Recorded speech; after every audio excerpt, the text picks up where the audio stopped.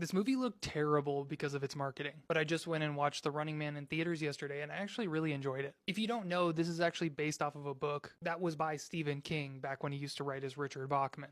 And a lot of people are familiar with it because there's a 1987 Arnold Schwarzenegger movie. The Schwarzenegger version of The Running Man is really nothing like the book. It was not a great adaptation and it's a mediocre movie. But this new version of The Running Man is very similar to the book. And honestly, one of the reasons I didn't want to see it is because Glenn Powell seemed kind of annoying. And the marketing for it made it seem like it was all about action and comedy and kind of was going to miss the point of the book.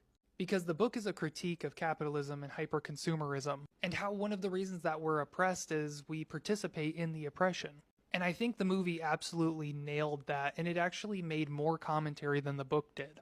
And the movie was directed by Edgar Wright, which I think was kind of a positive and a negative because I think Edgar Wright is a fantastic filmmaker, but he has a very distinctive style to his movies, and I think some of those things were a little distracting in the film.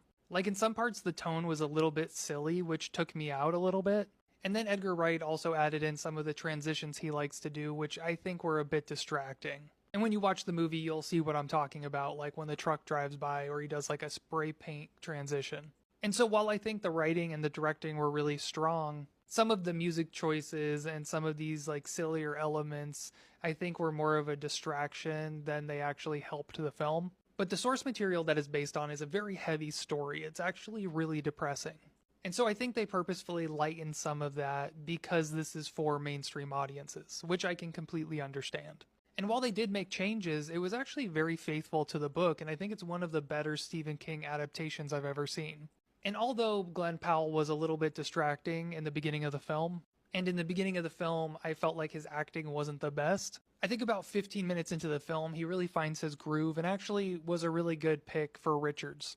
And in every way I think that this new movie was superior to the Arnold Schwarzenegger film. Originally I did not plan to watch this movie, I didn't think it looked good, but I'm actually really glad I ended up seeing it in theaters. I thought it was a lot of fun, while still providing very potent commentary that I'll go over in subsequent videos.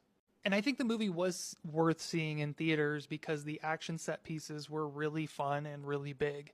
And I really love the book. I think it's one of Stephen King's best works. And I was always really disappointed by the Schwarzenegger film because it was so different from the book, and I felt like they stripped out a lot of the commentary in favor of the action.